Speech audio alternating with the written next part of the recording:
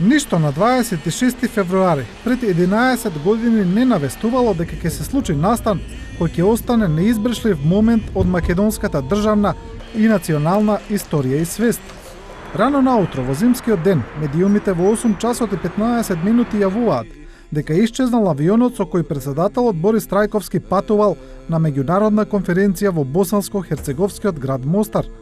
Веќе во 10 часот и 30 минути медиумите ја пренесуваат веста дека председателскиот авион со 9 патници се урнал, но без повеќе детали.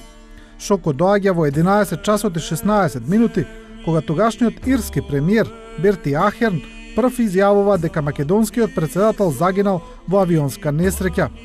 Информацијата на Ахерн може да се каже дека станува прва во низата контроверзи кои ја следат истрагата и акцијата за пронаоѓање на паднатиот авион, бидејќи според официјалните информации СФОР тврди дека го наоѓа леталото 26 часа по несреќата.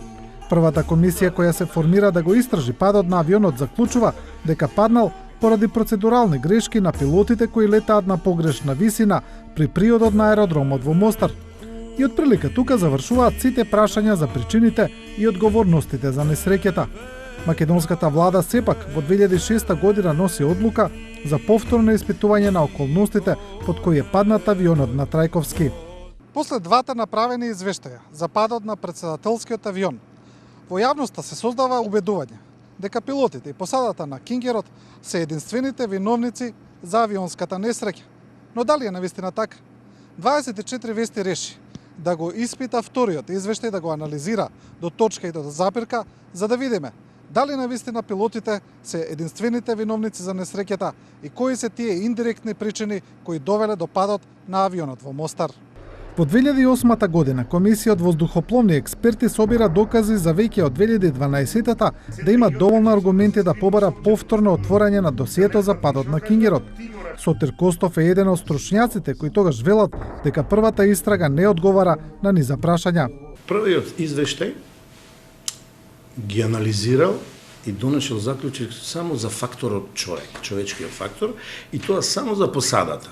И кажува директна причина за несреќата се процедурални грешки по висина и далечина на аеродромот Мостар при слетувањето на Кингерот и удар во земја, тоа е контролиран лет, удар во терен.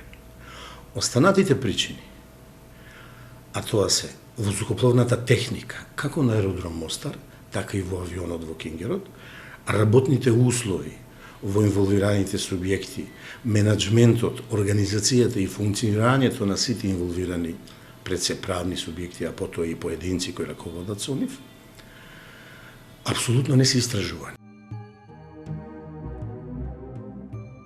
Но сите заложби од македонска страна би биле залудни кога земјата во која се случила несреќата, во овој случај Босна и Херцеговина, не би прифатила нова истрага.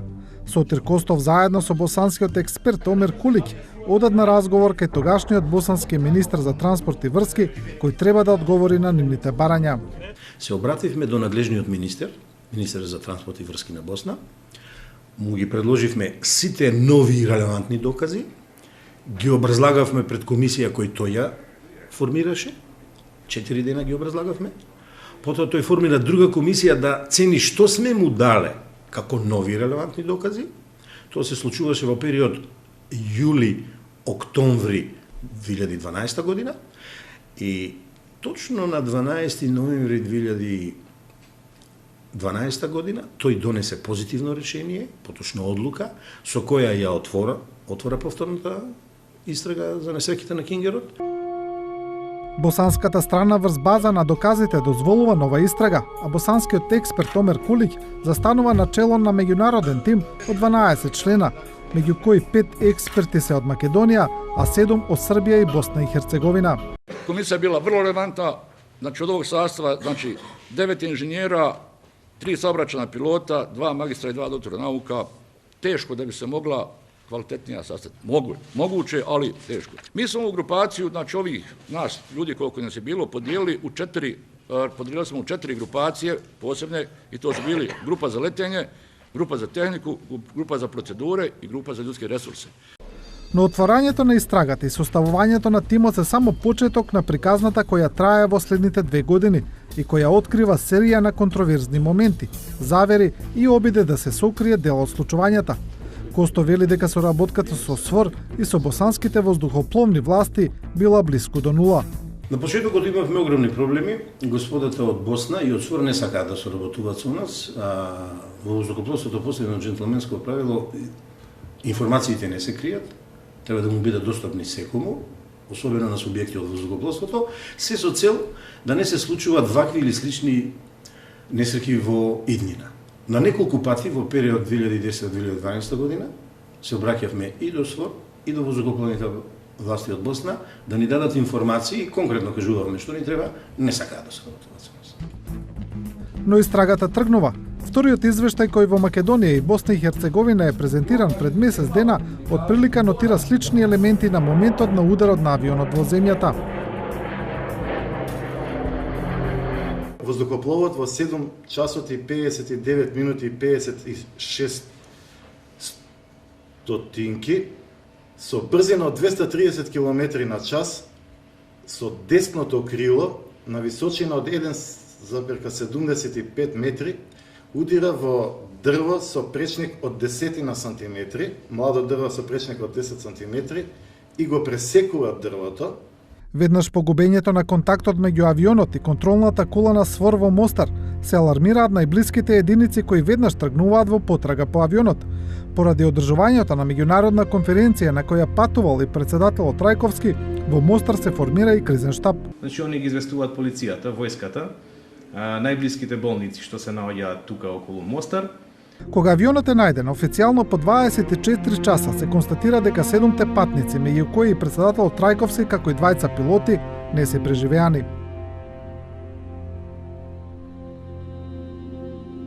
Двајца членови на екипажот и 7 патници на воздухопловот се наоѓаат на лице место со тешки изгореници и оштетувања на телата и секако вон животна состојба. До запирањето на авионот поминуваат 10 секунди. После некои 12 секунди, да кажам, агонија во кабината, воздухопловот удира на 134 метар, уште еднаш одскокнува, удира на 147 метар и конечно се запира на 149 метар. Но падот и ударот се претвораат во вистинска катастрофа кога се случува силен пожар поради горивото во авионот. Доаѓа до истекување на керозин од левото крило, се работи за некој количина од 250 до 300 литри, во допир со погонските делови на воздухопловот кои се со висока температура и така натаму, доаѓа до запалување. И тоа се детали кои ги констатира истрагата. Но сега доаѓаат спорните моменти кои претходно не се пренесени во јавноста. Мостарскиот аеродром, како единствено средство за навигација, тогаш користи така наречен ВОР-ДМ уред, кој му помага на авионот да слета. Во првиот извештај кратко се констатира дека навигационот уред во Мостар работел, но повторената истрага утврдува повеќе контроверзни моменти. За време на приодот на авионот кон аеродромот, пилотите во еден момент губат сигнал од аеродромот во Мостар и тоа трае цели 44 секунди. Ова што ќе го слушнете е оригиналниот аудиозапис од летот на Кингерот.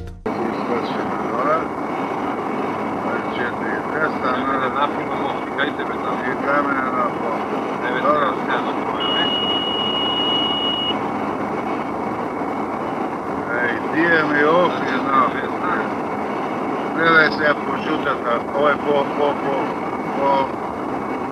NDB-u. Luka, istraži. Nema mitingatske normali, ja nema mitingatske. Dobro, we have no indication of Rio. Again, sir? We have no indication of Rio. You have no indication VOR? Affirmative. Okay, state flight condition, intention, sir.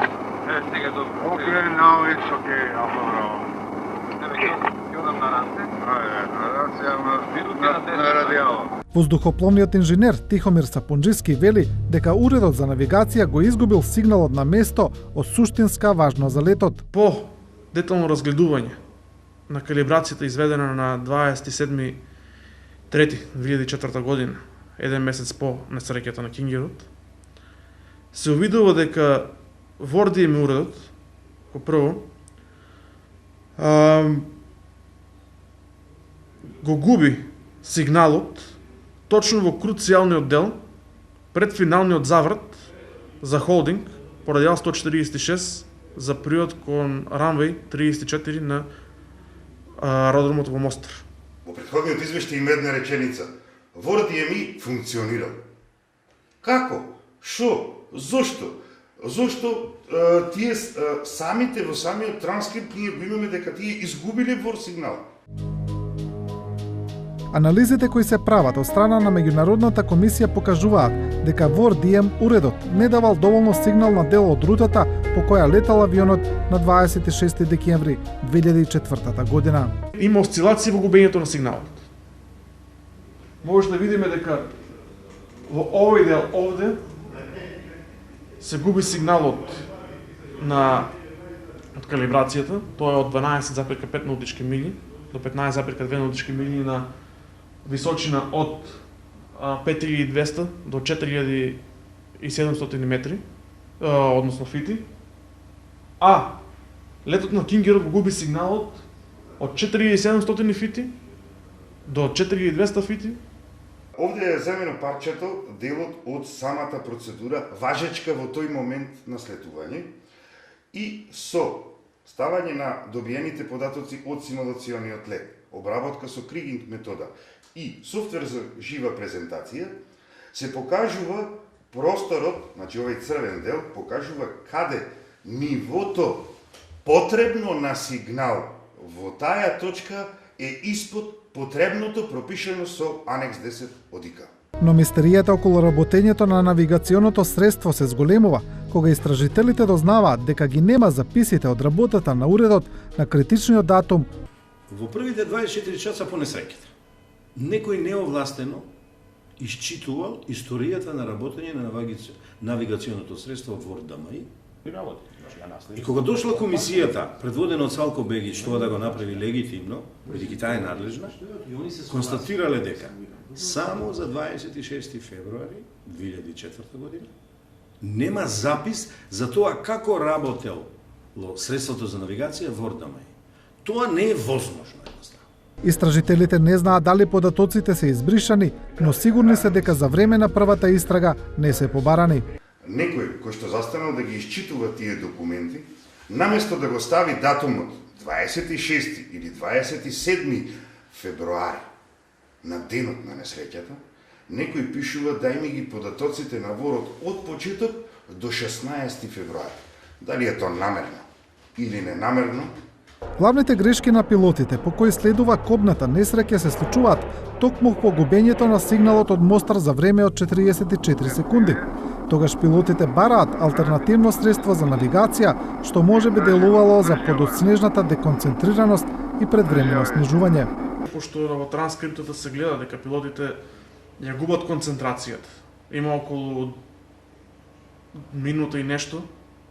Тие бараат да подесат, да почнат по друго средство да се навигираат, односно по GPS, бараат да други солуции, така да секако дека доколку средството би било исправно, сигнал би бил постојан, тие би имале постојан увид на инструментите и би ги следиле само процедурите.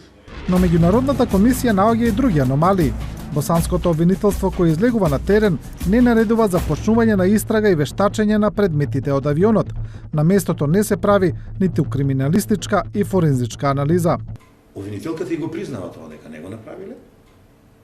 Кога ја покренува постапката на 15 март министерот за транспорт и врски тогашен на Босна и Херцеговина Докич, тие веднаш даваат наредба на 16 март и тоа се прави, замислете, во хангарот аеродром Мостар, на остатоците од лупината, а тоа не е лице место. Значи, спротивно на сите закони, принципи и правила на модерната форензика.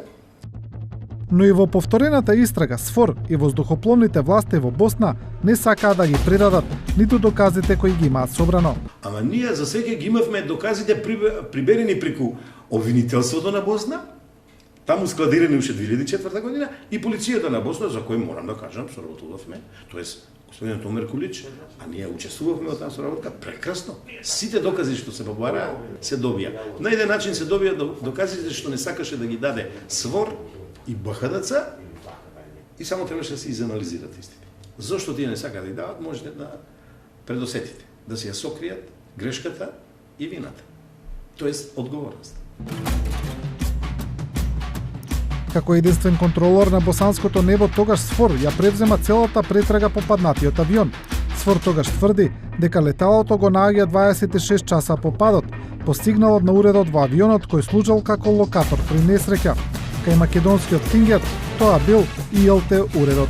При одредена незгода, тој е независен уред кој самостојно ќе почне да зрачи сигнал на одредена фреквенција, која што ќе биде примена од соседни авиони, од воздухоплови кои одат во потрага, значи по истиот таков сигнал или по несреќата која што се десила. Но истражителите остануваат зачудени кога докажуваат дека ИЛТ во македонскиот авион воопшто не бил пуштен во употреба пред летот во авионот.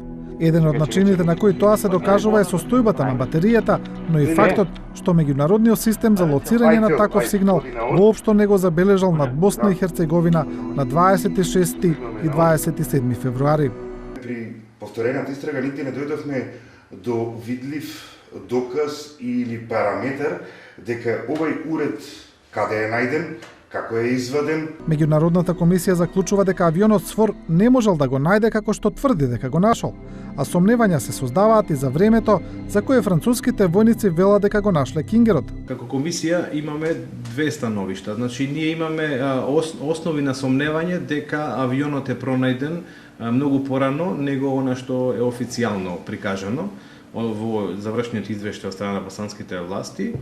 Но имаме основи на сомневање, но имаме основано сомнение, значи докажано сомнение, дека не е воопшто пронајден авионот според сигналот на ИЛТ. Пилотот на босански хеликоптер кој летал над местото на несреќата, на истражителите им кажал дека воопшто не го слушнал сигналот на ИЛТ уредот. Наводите на СФОР е дека СФОР го лоцира сигналот, го слушна, само тие го слушнали, никој друг. После 30 минути од прилика по пријавување на несреќата, на Мостарскиот аеродром слетува друг воздухоплов, кој доаѓа, мислам дека е Ирак, не ме држете за збор, и тој е прашан дали добил таков сигнал, нормално тој надлетува негде тука над него, сигурно би го добил, пошто неговата фреквенција е отворена за да слуша, тој не добил таков сигнал. Како еден од најинтригантните моменти кои создаваат теории на заговор е однесувањето на СФОР за време на падот и по падот на претседателскиот авион во Мостар. По падот СФОР спроведува истрага, но со низа недоследности. Токму тие недоследности отвараат прашања кои до ден денес не се отворени, а тие прашања стојат во извештајот. Но она што е интересно е што до денес нема индикации зошто СФОР така се однесувал за време на истрагата за падот на претседателскиот авион. СФОР тврди дека авионот го нашол на 27 февруари во 8 часот и 40 минути, но меѓународните и македонските експерти ги побиваат тие тврдења. СФОР ги имал сите предуслови да го пронајде воздухопловот и да биде на лице место присутен за негде околу 90 минути. Во контекст на ова одат и изјавите на мештаните, тие изјави беа и јавно емитувани и на македонските и на босанските телевизии. Контролата на летање на СФОР точно знае каде го загубила сигналот со Кингерот, па несфатливо е зошто целата истрага првиот ден е преусмерувана во друга насока, велат истражителите. Значи некој лажи, треба да се докаже. Секако тоа, али не можеме да се подпираме на тоа. Значи дека СФОР има индикации каде и што. Да ако се навратиме малце назад, дека контролорот на СФОР ја знае локацијата на последното движење на воздухопловот. Тој има последна информација. Има информација дека го држи радијалот, значи го има правецот 326, И последната информација од пилотот е дека се наоѓаат на 8 наутичка милја. СВОР во првите часови по несреќата не дозволува ниту вклучување на босанските хеликоптери во потрагата. Во тоа време во Мостар се одржува една меѓународна конференција, таму има штаб кој што е во врска со конференцијата работи и во тој штаб почнува тој штаб да работи, кризен штаб во врска со падот со исчезнувањето на сигналот на авионот. Од тој штаб се има барања до СВОР да се вклучат во потрагата од воздух, бидејќи СВОР го контролира небото над Босна. Они се задолжени за небото над Босна и каде што од страна на босанските власти се бара да се вклучат и нивни хеликоптери во потрагата, што СВОР го дозволува дури некаде околу 14:30 часот. Но шокантно, СФОР веднаш по несреќата праќа телеграма до Македонија во која признава дека знае каде е авионот за подоцна да ги негира своите зборови. Откако се изгубил контактот на авионот, во 9 часот доаѓаат двајца француски офицери кои што го известуваат штабот дека авионот е паднат, дека има 9 жртви, известуваат. Врз основа на таа информација е пуштена и телеграмата што ја имаме и ние тука. Према првите информации, нешто пред 11 часот лоцирано е местото каде авионот се паднал на подрачје на планината Рисник, општина Љубиње во Босна и Херцеговина. Со првиот преглед на лице место пронајдени се 9 особи, од кои што се претпоставува дека 7 се членови на делегацијата и 20 членови на посадата. Но македонскиот неделник Фокус објавува документи од босанска разузнавачка служба, во која босанските оперативци тврдат дека СФОР веднаш по несреќата знаел каде е авионот. До истите документи доаѓа и комисијата. Тоа е овој документ за кој што босанските власти по информација од нашето обвинителство се имаат изјаснето дека се работи за фалсификат и кажуваат дека ваква организација од која што информацијата ни доаѓа дека воопшто нема во Босна и Херцеговина. Они ни кажуваат дека нема, но не значи дека немало, што е најсимптоматично откако почна нашава комисија со работа, ние преку наши извори дојдовме и до други два документи исто од истата служба. Но СФОР не само што знаел каде е авионот, туку и ги спречувал босанските екипи да дојдат до авионот. Во тие белешки баш се кажува за однесувањето на француските сили, дека они во времето на утрото кога е паднат авионот, дека отишле на локацијата што се наоѓа на локацијата на падот на авионот и таму работеле некои действија што работеле. После тоа се симнале, да речеме, со возила отишле на местото на настанот, после тоа се вратиле и физички го препречиле патот да овие силите што се на Босна и Херцеговина вклучени во потрагата, да речеме војската, полицијата, другите противпожарните единици, они ги пренасочувале на друго место. Како една од следните причини кои влијаеле врз падот на претседателскиот авион, меѓународните истражители ја посочуваат тогашната процедура за слетување на авионот. Се утврдува дека се работи за воена процедура, направена од француските војници, која предвидувала на аеродромот да има и радар. Обзира се ради о брдовитом крају, jer sa istočne, sjeverne i zapadne strane grada Mostara i Mostarskog grada nalaze se planine visoke od 1500 do 2000 metara, što je jako visoko. I oni su iz tog razloga stavili su, kad su napravili proceduru, stavili su da je obavezna upotreba radara i montirali su radar koji kontrolišu avione koji lete po ovim procedurama. Posle određenog vremena, tim koji su vlasti radara zatrebao to radar, oni su ga skinuli, demontirali i odvezli. Međutim, procedura je ostala potpuno ista i nije bilo nikakvih promjena na njoj.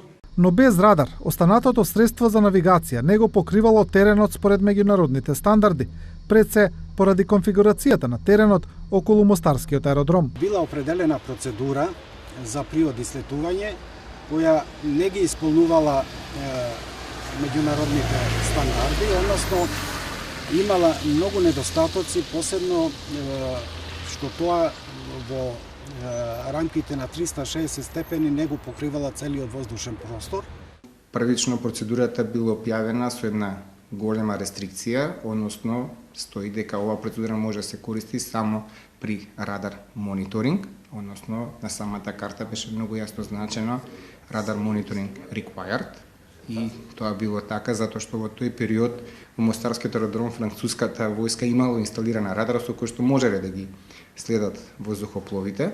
Доколку имало радар во Мостар, постои голема веројатност да се избегнала несреќата, велат експертите.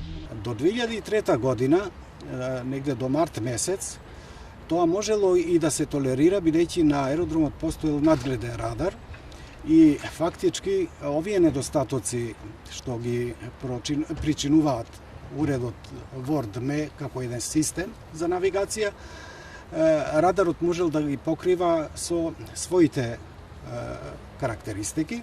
Меѓутоа, од март месец 2003 година, подготвувајќи се за напуштање на Босна и Херцеговина, СФОР го подигнал тој радар. Доколку на аеродромот постоел радар, во тој случај контролерот на летање би бил во можност активно да учествува во летот, односно би ја знаел позицијата на воздухопловот и би можел да ги предупреди доколку тие се наоѓаат на погрешно место и на погрешна висина. Бидејќи како што била состојбата на денот кога се одвива летот, на Мостарскиот аеродром радарот веќе бил отстранет, така да и контролерот не можел да знае нивната позиција. Еден од најпогрешните делови на процедурата биле што минималните пропишани висини скандалозно се порамнуваат со деловите на теренот, и тоа токму на местото каде паднал македонскиот Кингер, и тоа поради спуштање под минималната пропишана висина. Висините кои што биле публикувани, минималните безбедни висини кои што биле публикувани за таа процедура, требало да бидат публикувани наместо за straight-in, туку за circling approach. Дека доколку биле испочитувани и као стандардите и таа процедура би била публикувана во согласно со нив, минималните безбедни висини би биле речиси дупло повисоки од тие што биле публикувани. Тука не се исклучува одговорноста на пилотите кои през летување требало да ја следат важечката карта на аеродромот, но тоа е непознато дали се случило. Посадата поседувала карта на која што оваа процедура бира прикажана, тоа е недвосмислено се утврдува транскриптот кој што ние го изработивме во текот на истрагата. Дали тие анализирале самата процедура пред летот, пред претходниот ден, пред воопшто да тргнат сам лет, ние тоа не можеме да знаеме, нели? Анализата на процедурата за слетување во Мостар, која не е направена при првата истрага, одговара на многу прашања. Местото на несреќата се наоѓа речиси на номиналната траекторија пропишана од инструменталната процедура за летање, и самото тоа даде на посебна важност зошто е неопходно да се изработи точна анализа на процедурата по која што се одвивал летот. Бидејќи доколку местото на несреќата било неколку километри лево, десно или некаде на друго место во однос на процедурата за летање, тогаш навистина би требало да се бараат причините за несреќата на друго место. Падот на Кингерот на Трајковски во Босна, Македонија, но и во светот отвора широка лепеза на теории на заговор. Се пишува за поставен експлозив во авионот, за саботажа на инструментите и за испукана ракета од земја, а најчесто се употребува зборот атентат. Овие обвинувања биле и едни од главните мотиви за повторената истрага. Ова комисија е sastavljena odlukom ministra prometa i komunikacija Bosne i Hercegovine, gospodina Hadžića, koji je bio i jedini nadležan da otvori ovu istragu. Kad me je pitao za mišljenje, ja sam rekao da bez obzira na sve to, Bosna i Hercegovina treba da otvori novu istragu iz razloga što se pojavile špekulacije da je bio atentat na predsjednika države, susjedne prijateljske, i da iz tog razloga, obzirom se desila na teritoriji Bosne i Hercegovine, mi moramo da uzmemo to u tretman. Како подкрепа на теориите на заговор се зборува и за едното тело на последниот патник, вработен во обезбедувањето на председателот, кое не било изгорено како другите, но често се зборува и за најдена свилена марама, која била нечепната на метар од јагленосано тело. Форензичарите велат дека сега имаат одговори. Доаѓа малку до контрадикторни состојби, значи имаме две тела целосно изгорени за кои согласно форензиката знаеме дека е потребна температура од 1100 степени кога доаѓа до топење и ронење на коската, а од друга страна на 1,5 метар имаме марама која воопшто не е изгорена. Ова е единствено можно ако пламенот бил многу кратко траен, значи многу силен во одредена временска дистанца, да речем во одреден многу краток временски период и веднаш после тоа згаснува поради немање на горивни супстанции. Заклучно со состојбата во која бил авионот и телата, најдените инструменти и целата истрага, експертите ги исклучуваат и останатите можности за намерен пад на авионот. Апсолутно не е можно да имало експлозија пред падот на авионот и тоа го констатирам, односно тоа не е воопшто проблем да се заклучи, бидејќи при експлозија на авионот ние би имале на територијата, да кажам, расфрлени делови во еден простор поширок или во пречник, онолку колку што би била висината на авионот. Без проблем можеме да ги отфрлиме теориите за саботажа, што значи намерно оштетување на инструменти, делови на авионот и така натаму, кои подоцна би допринеле за воздухопловна несреќа. Со сигурност можеме да исклучиме диверзија, односно подметнување на експлозивна направа. Имаше такви шпекулации дека е внесена во авионот, дека претходно била поставени тие работи. Со сигурност можеме да исклучиме терористички акт, дека авионот е гаѓан со експлозив, со проектил, дека е соборен од друг воздухоплов воен и така натаму. Голема помош во елиминацијата на теориите на заговор прави и преводот на транскриптот на пилотите и контролната кула. Изработивме еден навистина многу точен транскрипт на целиот разговор. Така да доколку сега некој го прочита транскриптот или пак преслуша лентата, може навистина да добие една комплетна слика за настаните во воздухопловот за време на самиот лет. И што може би е уште многу поважно, временската рамка во која што се одвиваат сите настани за време на овој лет одговараат на она и што се очекува. Главоволките за истражителите настануваат кога од неразбирливи причини во првата истрага не се преведува целиот разговор меѓу пилотите и контролорите. Истражителите тоа сега го прават во специјализирана лабораторија во Германија.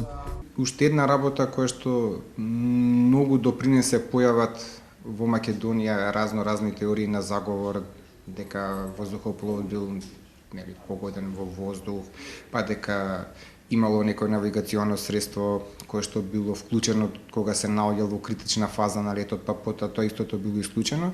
И сето тоа може би произлегуваше од еден многу некомплетен транскрипт кој што го имаше направено првичната комисија. Мистериозното однесување на СВОР може да се објасни со одредени логични заклучоци.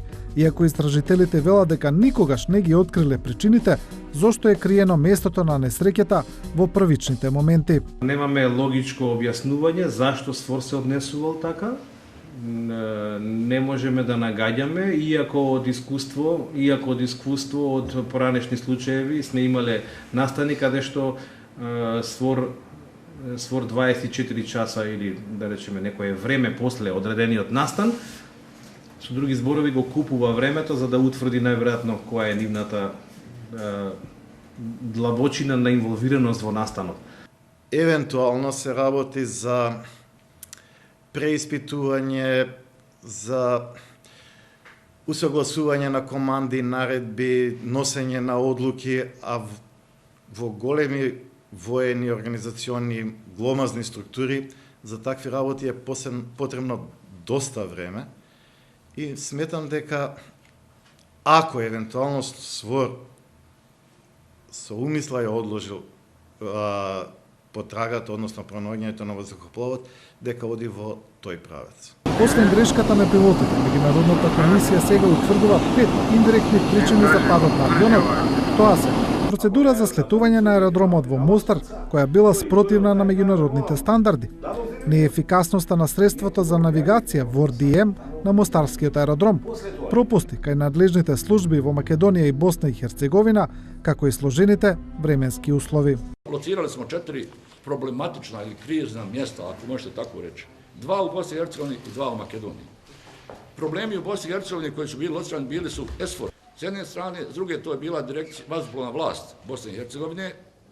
U Makedoniji to su bile dvije stvari. To je bila Agencija za civilno vazduhoplovstvo i bio je sektor za avioprevoz zajedničke službi vlade Republike Makedonije. Тогашната управа за цивилна и воздушна пловидба во Македонија била задолжена за спроведување на законот, вели независниот експерт Благоје Марковски. Тој објаснува дека тогаш состојбата на авиофлотата не била во добра состојба, а пилотите не биле обучени и контролирани да ги следат процедурите како онаа која била во Мостар. Кога зборуваме за македонските субјекти, тоа значи дека управата за цивилно-воздушна пловидба има определени ингеренции и тогаш, па и сега. Тие во тој момент не биле нити стручно, нити персонално подготвени да можат да го реализираат законот за цивилно воздухопловство во смисла на контрола и своите инспекцијски надлежности. И самиот авион имал нефункционално средство за бележење на работата на авионот, вели Марковски и додава дека тој не смел да се пушти да лета во таква состојба. Врз основа на своите ингеренции кои што управата ги имала врз секторот за авиопревоз и одржување на авионите, констатирала дека уште во 95-та година уредот кој е регистратор на летот требало да биде заменет во сервисот кој го одржувал авионот во Германија, но тоа не било направено и со тоа фактички авионот не ги исполнувал меѓународните услови за негова пловна исправност. Оно што пилотите покрај се требало да го направат, вели Марковски, е поради сложените временски услови, а подоцна и поради губењето на сигналот на навигациониот уред во Мостар, да го свртат авионот и да слетаат во Дубровник или Сараево. Но поранешниот офицер објаснува дека во такви моменти треба да се влезе и во главата на пилотите. Овде треба да се навлезе и во психолошкиот момент на пилотите, без оглед на тоа што тие добиле конкретни информации и за неповолната метео ситуација на аеродромот. Значи, психолошкиот момент на посадата по секоја цена да се изврши задачата, бидејќи председател Трајковски треба да присуствува на оваа конференција. Точно пред да излезе извештајот за повторената истрага за падот на Кингерот, негови делови излегува во јавноста во Босна и Херцеговина и Македонија, но поранешниот истражител Салко Бегиќ ја објави комисијата на Кулиќ дека направила плагијат на првиот извештај и дека ги препишала причините за падот, а тоа е грешката во процедурата на пилотите. Сотир Костов вели се работи за продолжување на обидите за криење на вистината. Бермудскиот триаголник помеѓу Босна и Македонија, воздухопловно обвинителско своровски би рекол, од тие три субјекти, кои ги прикрија аргументите, фактите, доказите за вистината на падот на Кингерот 2004 година, се обиде и беше успешен во првата фаза да направи саботажа, тоа е пресретнување на извештајот, неовластено дојдоа до него и дел објавија, извадија од контекст и се потрудија да направат една дезинформација во јавноста во Босна и во Република Македонија, дека наводно се е исто како во првата истрага. Не. Целта на повторената истрага е да открие што точно се случило со Кингерот, па сега е на потек обвинителството на Македонија и Босна и Херцеговина, вели Костов. Овој пат мислиме и едното и другото обвинителство имаат доволен број на нови и релевантни докази о кои можат да отворат истражна постапка, да ги испитаат, да видат дали е точно што све е наведено во вториот извештај за правните субјекти и за поединците, дека направиле огромни грешки. Со оглед што за време на несреќата во Македонија на власт е друга политичка гарнитура, критичарите порачаа дека новата комисија потроши околу 160.000 евра за да се отцрнат поранешни функционери. Некои во Комитетот за истрага на воздухопловните несреќи кој функционира при македонската влада видоа и средство за политичка пресметка. Станува збор за две држави. Станува збор за неколку комисии на различни нивоа. Сите се од различни луѓе раководени. И станува збор за стручњаци воздухопловни од 4 држави. Апсолутно во втората постапка политиката немаше и се уште нема замешано прсти. Ова најодговорно ви го велам. Владата донесе одлука да се отвори постапка. Од 2008 кога ние преземавме, кога ние собиравме докази, нам никој не ни се мешаше во тоа. Како главна причина за несреќата, комисијата предводена од Омер Кулик утврдува дека е снижување под минималната висина на снижување од 1810 стапки, објавена во процедурата за непрецизен период за слетување на аеродромот во Мостар во контролиран лет. Од оно што може да се заклучи е дека овој извештај за авионската несреќа содржи многу повеќе детали и одговара на многу повеќе прашања од првиот извештај. Дали овој извештај е совршен, дали ја одразува апсолутната вистина, останува да се види, а тоа ќе го одговори оваа и идните генерации во Македонија. Оно што е важно е дека ваквите извештаи предресуваат за воиднина да не се случуваат авионски несреќи од ваков тип. Тие треба да ги забележат сите недоследности, сите пропусти за тие да не се случат воиднина. 11 години од смртта на председателот Борис Трајковски, двајцата пилоти и 6 патници во авионот, повторената истрага дава многу повеќе одговори. Но нацијата и пред се семејствата на загинатите остануваат со своите емоции. Годишнината од падот на Кингерот во Мостар ќе продолжи да се одбележува, а зборовите кои ќе останат во мислите и на врвот на јазикот на секој граѓанин на Македонија ќе бидат да не се повтори.